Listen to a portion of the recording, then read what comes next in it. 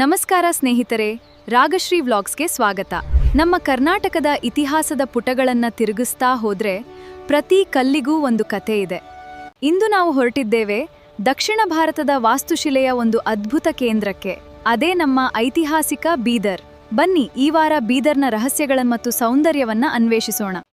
ಬೀದರ್ನ ಕತೆ ಶುರುವಾಗೋದು 15ನೇ ಶತಮಾನದಲ್ಲಿ. ಬಹಮನಿ ಸುಲ್ತಾನರು ಗುಲ್ಬರ್ಗಾದಿಂದ ತಮ್ಮ ರಾಜಧಾನಿಯನ್ನ ಇಲ್ಲಿಗೆ ಬದಲಿಸಿದರು.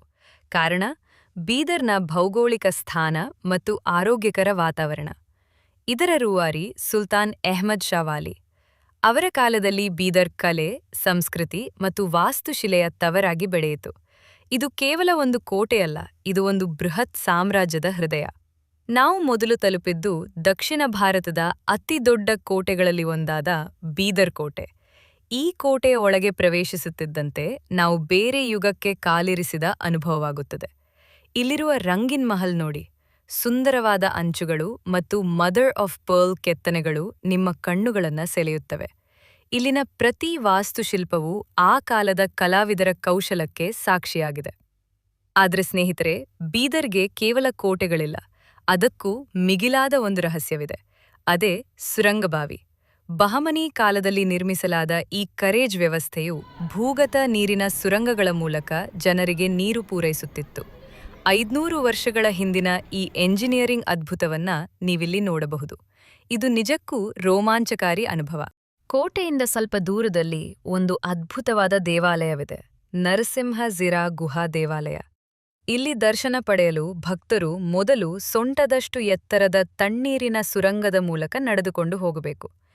ಕತ್ತಲೆಯಲ್ಲಿ ಸಾಗುವಾಗ ಭಕ್ತಿ ಮತ್ತು ರೋಮಾಂಚನ ಎರಡೂ ಒಟ್ಟಿಗೆ ಸಿಗುತ್ತದೆ. ಇದು ಬೀದರ್ನ ಪ್ರಮುಖ ಆಧ್ಯಾತ್ಮಿಕ ಸ್ಥಳ. ಬೀದರ್ನ ಹೆಸರು ವಿಶ್ವದಾದ್ಯಂತ ಪಸರಿಸಿದ್ದು ಬಿದ್ರಿ ಕಲೆಯಿಂದ. ಸತು ಮತ್ತು ತಾಮ್ರದ ಮಿಶ್ರಲೋಹದ ಮೇಲೆ ಬೆಳ್ಳಿ ಅಥವಾ ಚಿನ್ನದ ತಂತಿಯಿಂದ ಸೂಕ್ಷ್ಮವಾಗಿ ವಿನ್ಯಾಸಗೊಳಿಸುವ ಈ ಕಲೆ ಬೀದರ್ಗೆ ಮಾತ್ರ ಸೀಮಿತವಾಗಿದೆ. ಇದನ್ನು ನೋಡಿ, ಇದು ಬರೀ ಕಲೆಯಲ್ಲ, ಒಂದು ಅದ್ಭುತ ಸಂಪ್ರದಾಯ. ನೀವು ಬೀದರ್ಗೆ ಹೋದರೆ ಈ ಕಲಾಕೃತಿಯನ್ನು ಖರೀದಿಸುವುದನ್ನು ಮರೆಯಬೇಡಿ. ಇಷ್ಟೆಲ್ಲ ಸುತ್ತಾಡಿದ ಮೇಲೆ ಹೊಟ್ಟೆ ಹಸಿವಾಗುತ್ತದೆ ಅಲ್ವಾ? ಬೀದರ್ನ ಆಹಾರ ಸಂಸ್ಕೃತಿ ಕೂಡ ತುಂಬಾ ವಿಶಿಷ್ಟವಾಗಿದೆ. ಇಲ್ಲಿನ ಅಪ್ಪಟ ಬೀದರ್ ಶೈಲಿಯ ಬಿರಿಯಾನಿ ಸವಿಯುವುದು ಮಿಸ್ ಮಾಡಬೇಡಿ.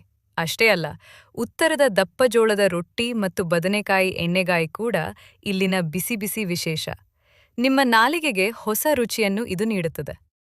ಬೀದರ್ ಇತಿಹಾಸ, ಸಂಸ್ಕೃತಿ, ಕಲೆ ಮತ್ತು ಆಧ್ಯಾತ್ಮಿಕತೆಯ ಸುಂದರ ಸಂಗಮ. ವಾರಾಂತ್ಯದಲ್ಲಿ ಕುಟುಂಬದೊಂದಿಗೆ ಭೇಟಿ ನೀಡಲು ಇದು ಒಂದು ಅದ್ಭುತ ತಾಣ. ಮುಂದಿನ ವಾರ ಕರ್ನಾಟಕದ ಮತ್ತೊಂದು ಸುಂದರ ನಗರದೊಂದಿಗೆ ನಿಮ್ಮುಂದೆ ಬರ್ತೇನೆ. ಅಲ್ಲಿಯವರೆಗೆ ನಮ್ಮ ಚಾನೆಲ್ಗೆ ಸಬ್ಸ್ಕ್ರೈಬ್ ಆಗಿ ಮತ್ತು ನಿಮ್ಮ ಅನಿಸಿಕೆಗಳನ್ನು ಕಮೆಂಟ್ ಬಾಕ್ಸ್ನಲ್ಲಿ ತಿಳಿಸಿ. ಧನ್ಯವಾದಗಳು.